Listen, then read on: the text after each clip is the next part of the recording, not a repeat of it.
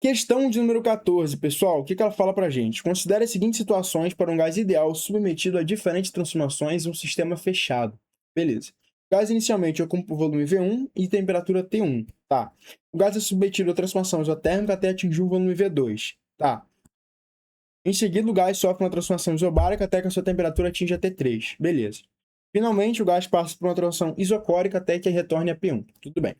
Com base nas alternativas, assinale a correta. Após a transformação isocórica, a pressão P2 é dada por P2 igual a P1 dividido por V2 vezes V1. Olha só, presta atenção. Ele está falando que é o seguinte. Ele está falando que em uma transformação isocórica, a relação entre P1 e P2 vai ser isso daqui, ó. P2 vezes V2 é igual a P1 vezes V1.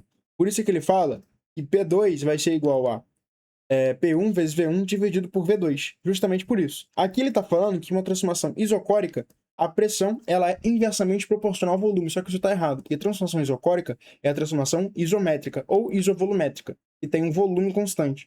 Se o volume constante, eu tenho aqui que o V1 é igual ao V2. Então, nessa equação, o P2 sempre será igual ao P1. Então, eu estou falando que, tipo assim, em uma transformação isocórica, a pressão nunca pode mudar. Isso está errado. A pressão muda de acordo com a temperatura. O correto uma transformação isocórica é isso aqui, ó, P vezes P dividido por T1 é igual a P2 dividido por T2, tá? E a gente tem aqui, a pressão é diretamente proporcional à temperatura, tranquilo? Bem, após a transformação isobárica, o novo volume V3 é dado por V3 igual a V1, P2, P1. É o mesmo problema da A. É a transformação isobárica, que é uma pressão constante, e ele relaciona os novos volumes com a pressão. Tá errado, não pode relacionar com a pressão a transformação isobárica, né? Senão eu tô falando que o volume nunca muda. C. Durante a transformação isotérmica, a pressão final P3 é dada por... Bom, novamente, ele está relacionando a temperatura à transformação isotérmica. Ele usou essa equação aqui para a transformação isotérmica. Isso aqui está errado. Por quê? Por que está errado? Porque a temperatura é sempre igual. Então, ele está dizendo que P1 é sempre igual a P2, o que é errado também. E aqui, se o volume aumenta, a pressão diminui. Se o volume diminui, a pressão aumenta. Então, não posso relacionar a pressão com temperatura em uma transformação que é isotérmica. Tudo bem? Letra D. A temperatura T3 deve ser menor do que T1, para que a pressão P3 seja igual a P1. Bom, deixa isso aqui em stand-by, que é difícil de a gente falar que está certo ou errado na primeira leitura assim.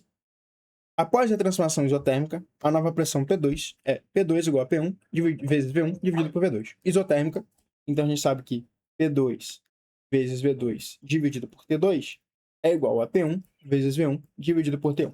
Como é isotérmica, corta a temperatura, corta a temperatura. A gente vai chegar aqui, P2 vezes V2, P2 vezes V2 é igual a P1 vezes V1. Exatamente o que ele diz aqui. Só que esse V2 ele foi para lá dividindo. Então, letra E é o nosso gabarito, tá certinho. Tá? Na transformação isotérmica, a gente relaciona pressão e volume. Beleza?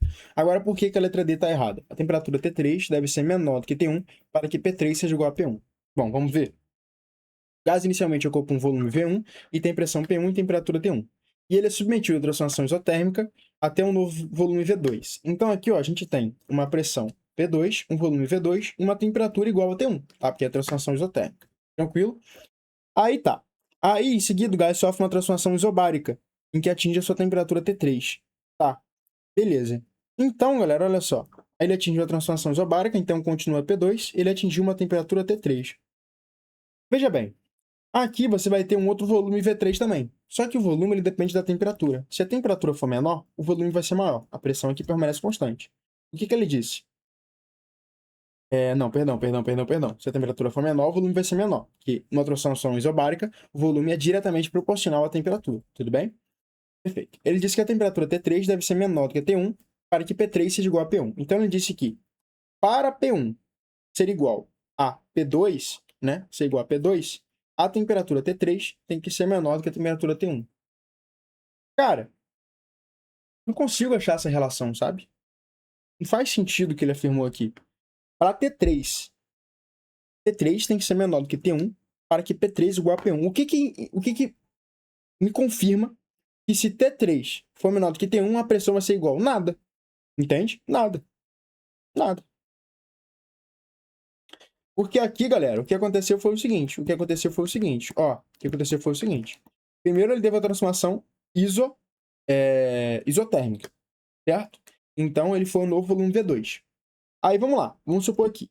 E esse V2 ele tem aumentado. Se o V2 aumentou, isso indica que a pressão diminuiu. Então P2 diminuiu. Ou seja, eu tenho que P1 é maior do que P2, certo? Beleza. Aí, Ele falou aqui, na terceira transformação, né, que sofre uma transformação isobárica. Beleza, então vai continuar aqui tendo P2. Vai continuar tendo P2 menor que T1. E aí vai ter T3. Né? Ó, ele falou que a transformação isobárica até atingir a temperatura T3.